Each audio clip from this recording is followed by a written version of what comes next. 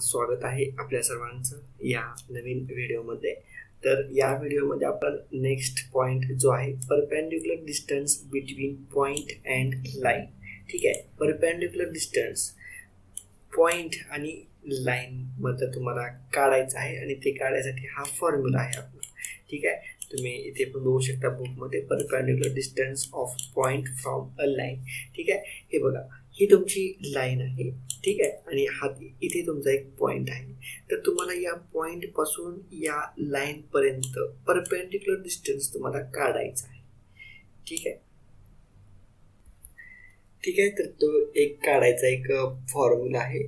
इथे तुम्हाला दिलेला आहे P is the line of P is the length of the perpendicular from a point. He P जी आहे ही length आहे. P पॉइंट कुठला आहे, हा पॉइंट आहे तुमचा, आणि लाईन कुठली आहे, ही लाईन आहे. ठीक आहे, x plus B Y is plus C is equal to 0.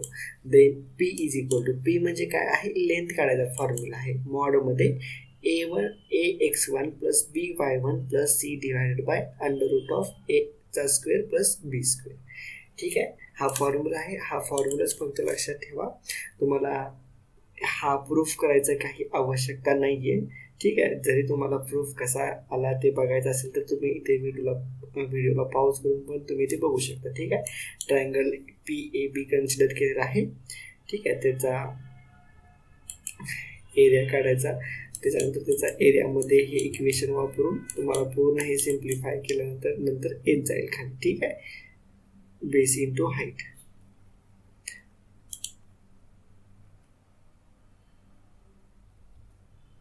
ठीक आहे, तर बेस इंटू हाईटमध्ये तुम्हाला त्याच्यानंतर व्हॅल्यू पुटअप करायचे आहेत आणि तुम्हाला एक सिम्प्लिफाय करून एक ॲन्सर येईल.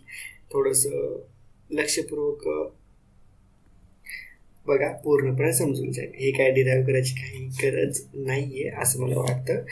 ठीक आहे, आणि एक्झामलाही नाही येत ते. ठीक आहे, जर कधी एक्झामला आलंच इथून भविष्यामध्ये तर मी तुम्हाला ते कसं डिराईव्ह करायचं पूर्णपणे डिटेलमध्ये स्टेप बाय स्टेप तुम्हाला शिकवेन. ठीक आहे, तोपर्यंत फक्त तुम्हाला हे फॉर्म्युला फक्त लक्षात ठेवायचा आहे. ax1 plus by1 plus c divided by under root of a square plus b square.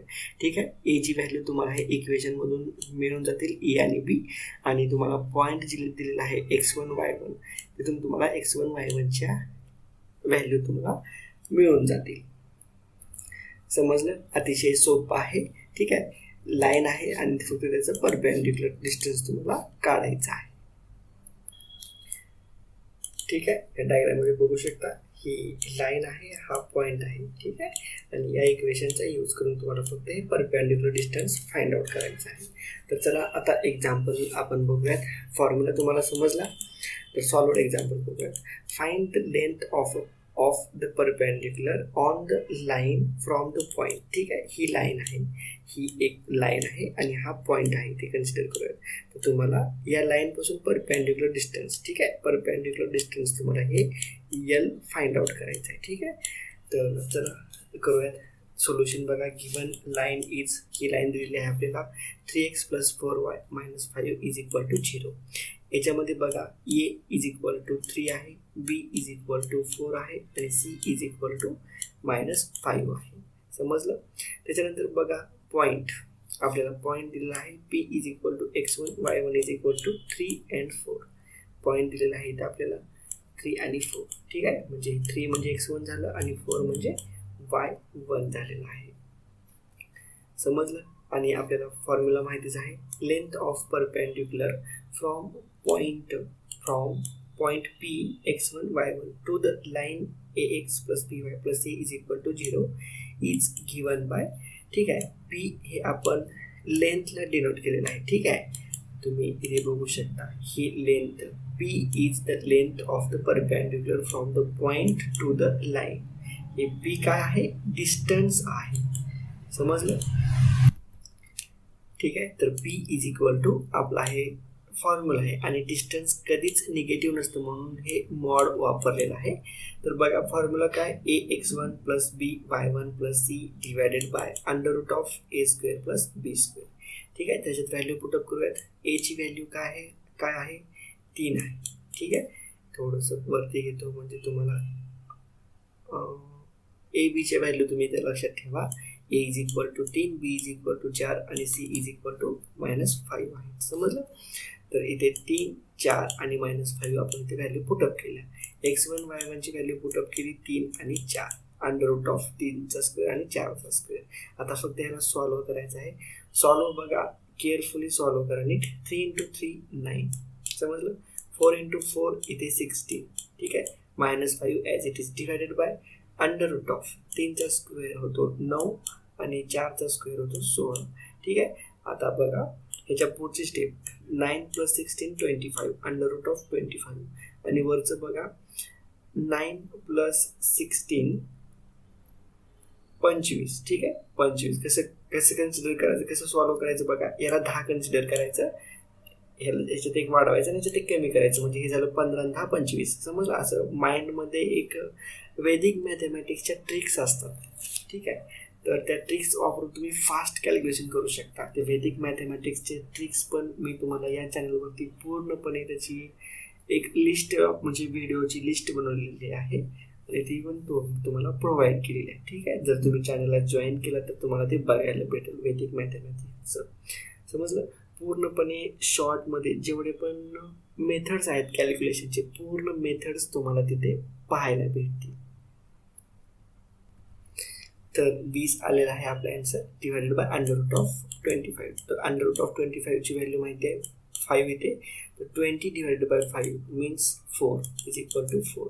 तर 4 युनिट्स, हे युनिट्स म्हणजे डिस्टन्स कशातही असू शकतं तुमचं, किलोमीटरमध्ये, मीटरमध्ये. ठीक आहे. तर आपण फक्त युनिट्स हा शब्द लिहायचा आहे. समजलं. त्याच्यामध्ये तुम्हाला जे युनिट लावायचं आहे ते तुम्ही लावू शकता. ठीक आहे. तर P is equal to 4 units. अशा पद्धतीनं एक्झाम्पल येतात पेपरमध्ये, अशा टाईपचेच एक्झाम्पल येतात. याच्या व्यतिरिक्त काहीही वेगळं येत नाही आहे. ठीक आहे. त्याच्यानंतर नेक्स्ट एक्झाम्पल बघा, तुम्हाला पॉईंट दिलेला आहे आणि लाईन दिलेली आहे. ठीक आहे. आता ही लाईन बघा, थोडंसं याला सॉल्व्ह करावं लागेल. याच्यापासून आपल्याला इक्वेशन तयार करावं लागेल आणि तुम्हाला परपेंडिक्युलर डिस्टन्स काढायचा आहे. ठीक आहे. तर ही गिवन लाईन दिलेली आहे. आता याला सिम्प्लिफाय करा. 4 आतमध्ये मल्टिप्लाय करा, 4x + 8. 3 आतमध्ये मल्टिप्लाय करा, 3y - 12. ठीक आहे. आता हे कॅल्क्युलेशन तुम्हाला पूर्णपणे इझी आहे, यात काही एवढं डिफिकल्ट पार्ट नाही आहे. तर आपलं इक्वेशन तयार होतं लास्टला 4x - 3y + 8 + 12 is equal to 0. ठीक आहे. +8 + 12 20. 4x - 3y + 20 is equal to 0. समजलं. हे बघा, हे 3y इकडे गेलं, मायनस झालं, -3y. हे -12 आहे, इकडे गेलं, +12 झालं. तर अशा पद्धतीने तुम्हाला हे इक्वेशन भेटलेलं आहे. ठीक आहे. तर या इक्वेशननुसार तुम्ही व्हॅल्यू काढू शकता. ए ची व्हॅल्यू आहे 4, बी ची व्हॅल्यू आहे -3 आणि सी ची व्हॅल्यू आहे 20 आणि तुम्हाला हा पॉईंट दिलेला आहे -3 आणि -4. बस तुम्हाला आता या इक्वेशनमध्ये त्या व्हॅल्यू पुटअप करायच्या आहेत. ठीक आहे. आणि याला नंतर सॉल्व्ह करायचं आहे. ठीक आहे. 4 × -3 -12. ठीक आहे. आता हे बघा, मायनस इंटू मायनस आहे, तर मायनस मायनस प्लस होतं. तर 4 - 3 × -4 +12. ठीक आहे. आणि हे +20 ॲज इट इज. त्याच्यानंतर 4चा स्क्वेअर 16 होतो आणि 3चा स्क्वेअर -3 9 होतो. ठीक आहे. 16 + 9 25. ठीक आहे. हे पण सेम 4 युनिट्स आन्सर आलेला आहे. काहीही डिफिकल्ट पार्ट नाही आहे याच्यात. ठीक आहे. जर समजलं नसेल तर तुम्ही अजून एकदा व्हिडिओला रिवाइज करून बघू शकता. ठीक आहे. तुम्हाला एक्झाममध्ये फक्त हे सूत्र लक्षात राहिलं पाहिजे, तरच तुम्ही या टाईपचे प्रॉब्लेम सॉल्व्ह करू शकता. ठीक. अदरवाईज तुम्ही काहीही करू शकणार नाही आहे. ठीक आहे. कॅल्क्युलेशन खूपच सोपं पार्ट आहे. फक्त तुम्हाला व्हॅल्यू त्या फॉर्म्युलेमध्ये पुटअप करायचे आहेत आणि ॲन्सर काढायचं आहे. त्याच्यानंतर खाली काही एक्झरसाइज आहेत, तुम्ही बघू शकता. एक मेन पॉईंट, हा युनिट हा शब्द लिहायला विसरू नका एक्झाममध्ये. ठीक आहे. डिस्टन्सला कधीही युनिट असतं, मग ते किलोमीटरमध्ये असू द्या, मीटरमध्ये असू द्या, सेंटीमीटरमध्ये असू द्या. ठीक आहे. तर आपल्याला इथे युनिट माहिती नाही आहे, म्हणून इथे युनिट हा वर्ड लिहायला विसरू नका. समजलं. तुमचं जर तुम्ही हा वर्ड नाही लिहिला तर तुमचे मार्क सुद्धा कमी होऊ शकतात. ठीक आहे, एक्झामिनरला ॲथॉरिटी राहते त्यांच्या हातामध्ये तुमचे मार्क कट करण्याची. ठीक आहे, त्यांच्यामध्ये तेवढी पॉवर राहते. तर तुम्ही हा शब्द नसेल तर ते तुमचे मार्क कट करू शकतात. त्याच्यानंतर एक्झरसाइज बघा, तुम्हाला परपेंडिक्युलर लेंथ काढायची आहे, तुम्हाला पॉईंट दिलेले आहेत आणि लाईन दिलेली आहे. तर ही एक्झरसाइज तुम्ही सॉल्व्ह करा आणि याचे आन्सर तुम्ही कमेंटही करू शकता. ठीक आहे, तर चला भेटूयात नेक्स्ट व्हिडिओमध्ये आपण नेक्स्ट पॉईंट बघूयात, perpendicular distance between two parallel line. ठीक आहे, दोन पॅरलल लाईन मधलं परपेंडिक्युलर डिस्टन्स फाइंड आउट करायसाठी आपण नेक्स्ट व्हिडिओला बघूयात.